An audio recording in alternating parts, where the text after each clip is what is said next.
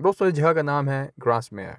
अगर आपको British beauty enjoy करनी है, ब्रिटिश कल्चर एंजॉय करना है, ब्रिटिश रूट्स देखनी है प्रॉपर, उनसे कनेक्ट होना, तो ये जगह ज़रूर विज़िट करें। बहुत ही सीनिक किस्म की ड्राइव है, साथ में लेक चल रही है और बड़े खूबसूरत नज़ारे हैं, माउंटेन्स हैं, खूबसूरत किस्म की लेक्स हैं। 54 माइल्स अवे है ये प्रेस्टन सिटी से, लेकिन आपको पता नहीं चलेगा। इतना मज़ेदार ड्राइव करने को मिलेगी, इतने खूबसूरत व्यूज़ आपको मिलेंगे, सिटी वॉक्स मिलेंगी, ओल्ड ब्रिटिश हिस्ट्री को एंजॉय करने का मौका मिलेगा कि आपको मज़ा आ जाएगा। अभी मैं वॉक कर रहा हूँ विलियम्स वर्डफोर्ड डैफोडिल गार्डन पे, और ये खूबसूरत सा पाथवे है जिस पे देखें नाम लिखे हुए जिन जिन लोगों ने डोनेट किया है ना इस पाथवे को बनाने में। और ये रिप्रेजेंट कर रहा है love of daffodils from the Williams Wordford the poet, जो हम स्कूल में पढ़ते थे मैट्रिक के बोर्ड में, जहाँ पे विलियम्स वर्डफोर्ड बॉर्न हुए थे। और उन्होंने यहाँ पे इस खूबसूरती को देखते हुए अपनी मशहूर ज़माना नज़में लिखी। वर्थ का मानना था कि फितरत के साथ वक्त गुजारना इंसान के दिल को सुकून और रूह को खुशी देता है, और इनकी शायरी आज भी हमें यही पैगाम देती है कि ज़िंदगी की असल खूबसूरती सादा और कुदरती चीज़ों में छुपी है। विलियम्स वर्डसवर्थ और उनकी कोई मशहूर नज़म the flash upon the windward, और यही वो जगह है जहाँ पे वो खड़े होके नज़में लिखते थे। यही वो पुल है। इट्स स्टनिंग, बहुत खूबसूरत है। यहाँ पे बंदा पैदा होगा तो ऐसी नज़में तो लिखेगा भाई। अच्छा, तो लेक डिस्ट्रिक्ट इंग्लैंड के नॉर्थ वेस्ट में वाक़ है। कुदरत का एक ऐसा शाहकार है जो दिल को छू लेता है। ये खित्ता अपनी शफाफ झीलों, सब्ज़ वादियों, बर्फ़ से ढकी चोटियों और सुकून फ़िज़ा के लिए मशहूर है। यहाँ की सबसे बड़ी झील विंडमे है, जो तकरीबन 10 माइल्स बड़ी है, और ये झील अपने दिलकश नज़ारे और रोमांटिक सीनरी के लिए मशहूर है। लेक डिस्ट्रिक्ट अपने कुदरती मनाज़िर के साथ साथ कई कहानियों और शायरी अदब के लिए भी मशहूर है। लेक डिस्ट्रिक्ट अपने मौसमों के लिए भी बहुत मशहूर है।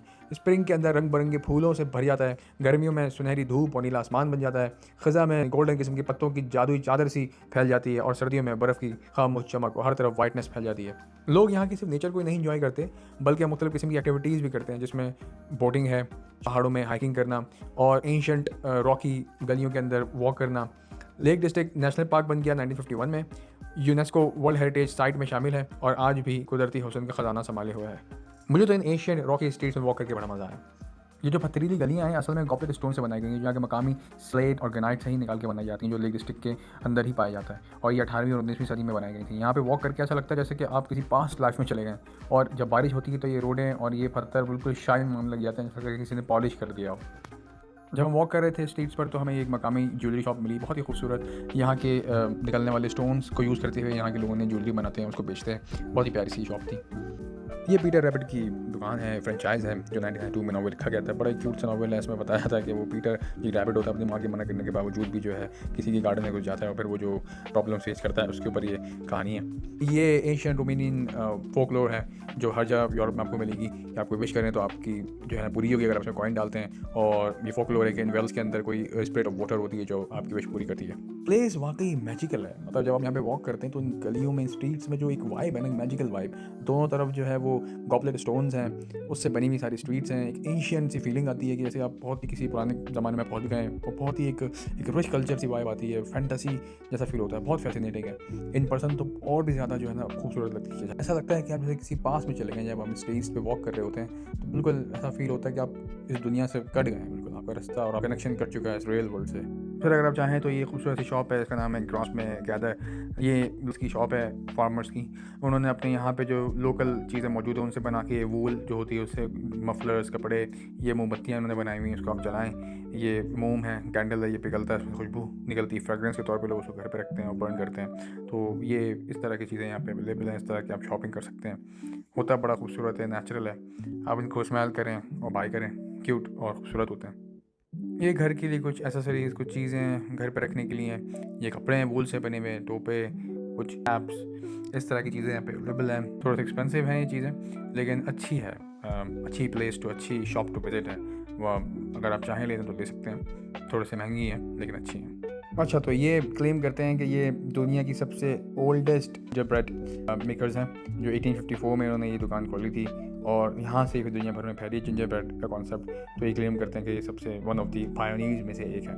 ये तो बड़ी लंबी लाइन लगती है, आप वहाँ लाइन बनाएं फिर ख़रीदें हैं। तो वैसे आप इंग्लैंड में कहीं भी चले आएँ, वो हमेशा हर चीज़ में पायोनियर ही अपने आप को क्लेम करते हैं। बहुत सारी चीज़ों में आइसक्रीम बोलेंगे तो ये वर्ल्ड बेस्ट और वर्ल्ड फेमस आइसक्रीम है। आप ब्रेड लेने जाएंगे तो उसको बोलेंगे वर्ल्ड फेमस ब्रेड है। आप कुछ भी कर लें, वो कहते हैं भाई हमने ही सब कुछ बनाया है।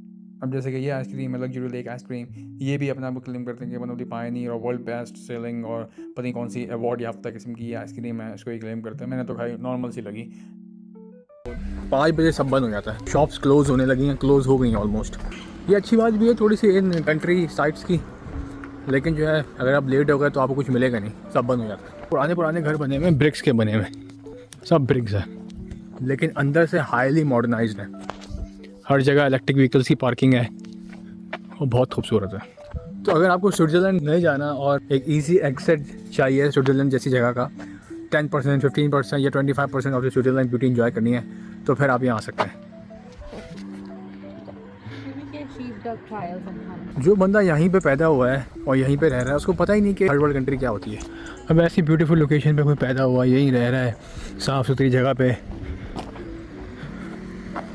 उसको इमेजिन भी नहीं कर सकता कि थर्ड वर्ल्ड कंट्री क्या होती है। सब कॉन्टिनेंट के अंदर कितनी धूल, कितनी मट्टी। यहाँ तो गंदे भी नहीं होते कपड़े, हाँ वही पहन के घूमते रहो, कपड़े साफ के साफ रहते हैं। सो इतनी लश ग्रीनरी, खूबसूरत जगह, बच्चे खेल रहे हैं, पार्क है, इतना अच्छा होटल है, और इतनी पुरानी कंस्ट्रक्शन के बावजूद अंदर सारी टॉप नॉच फैसिलिटीज़ शामिल हैं। फुल इलेक्ट्रिक, फुल गैस, हर चीज़ जो आप सोच सकते हैं ना, वो इन घरों में मौजूद है। तो ये कभी भी अंडरस्टैंड नहीं कर सकते थर्ड वर्ल्ड कैसी है, क्या है, उसके क्या मसले हैं। अब इतनी खूबसूरत जगह है, हर चीज़ अवेलेबल है, फार्मेसी यहाँ अवेलेबल है, सुपर मार्केट यहाँ अवेलेबल है, लग्जरी कार्स यहाँ अवेलेबल है। सो ये भी एक थॉट है। का सबसे क्लाइमेक्स ऑफ द ट्रिप जो है ना, वो ये होटल है, लेकडेल होटल। ये one of the UK's most expensive restaurants में से और होटल्स में से एक है। यहाँ पे आप इमेजिन ही नहीं कर सकते, इतने रिच लोग हैं। इन गाड़ियों की नंबर प्लेट से 10,000 15,000 पाउंड की होगी, क्योंकि स्पेशल नंबर प्लेट्स लगी हुई थी तमाम गाड़ियों पे। इंटीरियर तो आउटस्टैंडिंग है, मतलब विक्टोरियन ग्रेड 2 लिस्टेड ये होटल है, जिसका मतलब ये कि 1837 से 1901 के दरमियान ये बना था। क्वीन विक्टोरिया के रिजीम के दौरान जितने भी होटल्स एंड बिल्डिंग्स बनी थी उनको इस लिस्ट में डाला जाता है। दैट्स मीन कि आप इसके इंटीरियर और एक्सटीरियर में कोई चेंजेस नहीं कर सकते विदाउट परमिशन ऑफ किंग और क्वीन। तो ये उस लेवल का होटल है, 5 स्टार होटल, उसको मतलब 5 स्टार रेटेड है और बहुत ही आला। ये बिल्डिंग एडना हॉवर्ड ने 1891 में अपने लिए बनवाई थी, जो कि बहुत ही अमीर बिजनेसमैन वाइफ थी, उनकी रिहाइशगाह थी। उनके इंतकाल के बाद 1937 में इसको मुकम्मल तौर पर होटल का दर्जा दे दिया गया और फिर ये होटल में कन्वर्ट हो गया। उसके हिसाब से आपको पहले रिज़र्व करनी पड़ती है, ऐसे आपको यहाँ पे जगह नहीं मिलती, तो पहले आपको रिज़र्व करना पड़ेगा। फिर ये अपने सॉफ्टवेयर में देखेंगे कि जगह अवेलेबल है कि नहीं है, और फिर आपको ये सीट बैठने के लिए देंगे। अवेलेबिलिटी चेक करने के बाद वो हमें हमारी टेबल दिखाने ले गए, तो ये हमें लेके जा रहा है कि कौन सी टेबल उसने हमें दी है। तो ये सबसे एंड में खूबसूरत सी जगह पे कॉर्नर की टेबल उसने हमें असाइन की है। हमें तो बहुत पसंद आई, हमने यहाँ पे फाइन डाइनिंग एंजॉय किया बैठ के। ये व्यूज़ हैं उस टेबल से जो मिल रहे थे। तो ये बहुत ही हाईली पॉश तरीन, one of the posh I ever visited में से एक है। ये तो मुझे ऐसा लग रहा है जैसे कि वो बैटमैन थी ना, बैटमैन में जो पैलेस होता है उसके सामने व्यू होता है, ये बिल्कुल वैसी जगह है। ये वैसी, और ये व्यू है।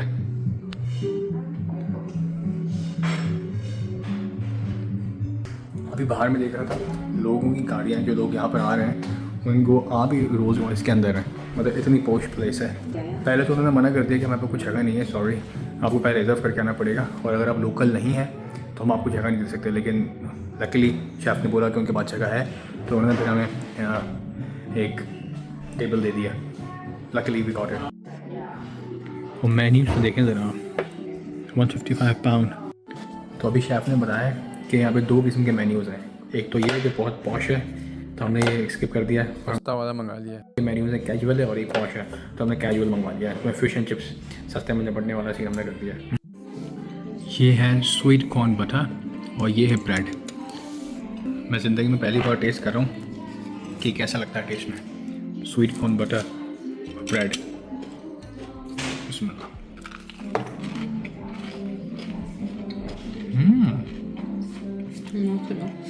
वाओ,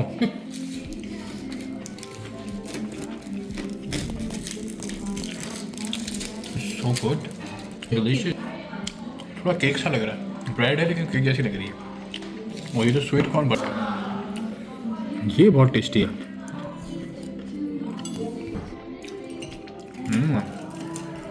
पता नहीं कैसे बनाया उन्होंने, सो fluffy, so delicious. तो ये खाना सर्व हो रहा है, फिश एंड चिप्स आ गए और cod covered with sea shell वो भी आ गया। तो ये फिर बाद में बताएगी खाने के बारे में, डिस्क्राइब करती है कि भाई क्या है खाना, उसको एक्सप्लेन करती है। इस तरह करके ये खाना सर्व करते हैं। अच्छा तो भाई आप ये लेमन चेक करें, ये फुल कवर्ड है, इसको फिल्टर्ड लेमन किया हुआ है ताकि इसमें से जो है सीड्स नहीं निकले। तो अब आप पॉश होटल होने का अंदाज़ा लगा सकते हैं यहाँ से। ये बिग फिश होती है, ये फ्लावर है, उसको पहली बार टेस्ट करके देखते हैं कैसा है।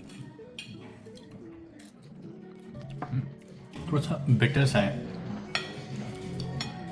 ये फूल खा के चेक करता हूँ, फूल को चेक होती अलग सही। ये तो कोकम्बर टाइप है, सही है।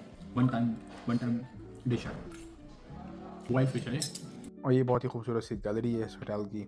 आप डाइनिंग रूम से निकलें तो ये ज़बरदस्त मंजर मिलेगा, बड़ा प्यारा लगता है। सामने जो है वो लाइट क्लाउड्स में से बाहर आ रही थी तो बहुत खूबसूरत लग रहा था।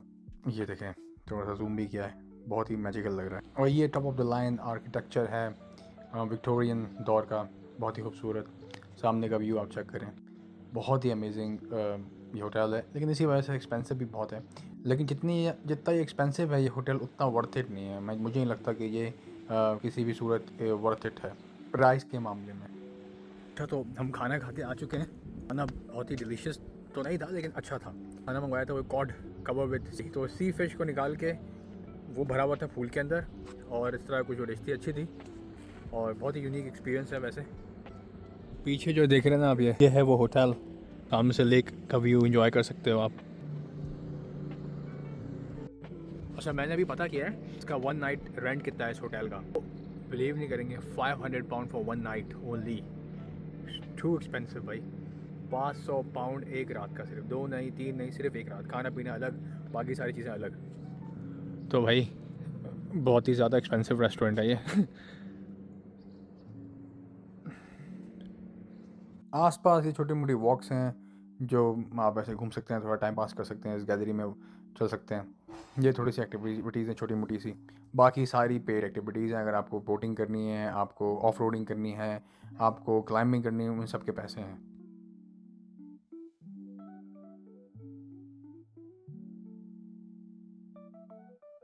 फिर शाम के वक्त हमने रुक के एक जगह पे कॉफ़ी पी, बहुत ही प्यारा सा कैफ़े है। इंग्लैंड के अंदर आप किसी भी, जब आप विलेज में जाएंगे, कंट्री साइड पे जाएंगे, तो वहाँ पे जो है ना ये कैफ़ेज़ जो होते हैं ना, छोटे से प्राइवेट फैमिलीज़, मतलब फैमिली ओन्ड बिजनेसेस छोटे छोटे होते हैं। यहाँ पे खुद ही ये केक बनाते हैं, खुद ही कॉफ़ीज़ बना रहे होते हैं, खुद ही इनका सारा होममेड चीज़ें होती हैं। तो आप इंग्लैंड में कहीं भी जाएँ तो आपको इस तरह के छोटे कैफ़ेज़ मिलेंगे, बड़े प्यारे से क्यूट से होते हैं और हर चीज़ होममेड होती है यहाँ पर। तो हम भी यहाँ पर रुक गए, बहुत ही अच्छा फर्नीचर लगा हुआ था, बहुत ही खूबसूरत से शीशे लगे हुए थे। थोड़ी देर बैठ के हमने एंजॉय किया, थोड़ा सा लुक को एंजॉय किया। उसके बाद जो है चाय लाटे मंगाई यहाँ पे, पहली बार मैंने चाय लाटे चखी, बहुत ही अमेजिंग फ्लेवर था इसका। अच्छा चाय लाटे जो होती है इसमें सिनेमन होता है और कॉफ़ी भी होता है, चाय भी होती है और शुगर होती है। तो ये 3-4 चीज़ें मिला के बनती है, बड़ी यूनिक सा, बड़ा ही कैची फ्लेवर था, मुझे बड़ा पसंद आया। इसको आजकल डर्टी चाय भी कहते हैं क्योंकि इसके अंदर हर चीज़ डाल दी जाती है। और इसकी हिस्ट्री भी बता दूँ, 1990s के अंदर स्टारबक्स ने इसको बहुत पॉपुलराइज किया था। 20th सेंचुरी में यूके एंड ऑस्ट्रेलिया और इंग्लैंड में बहुत मशहूर होने लगी क्योंकि इंडियन पॉपुलेशन बढ़ रही थी, क्योंकि मसाला चाय इंडिया से।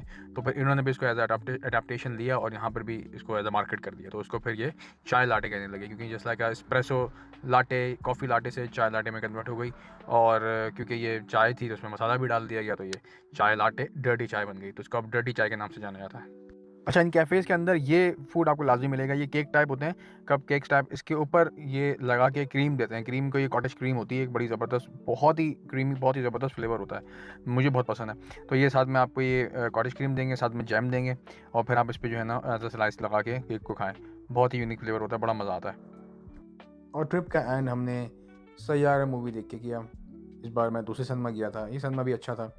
लव स्टोरी थी ये, लड़कियों को बड़ी पसंद आ रही है। और साथ ही हमने नाचोस खाए, थोड़ी सी डाइट पेप्सी पी जिसमें ज़ीरो शुगर है। ये सिनेमा भी अच्छा है, बड़ा है, इसका साउंड सिस्टम ज़्यादा बेटर है आर्क सिनेमा के मुकाबले, और इसकी कुर्सियाँ ज़्यादा कंफर्टेबल हैं, ऊपर नीचे आराम से हो जाती हैं, सो इट मोर कम्फी। और साउंड सिस्टम तो बहुत ही अमेजिंग था इस सिनेमा का। Okay, see you, bye bye. If you enjoy, like, comment and subscribe please.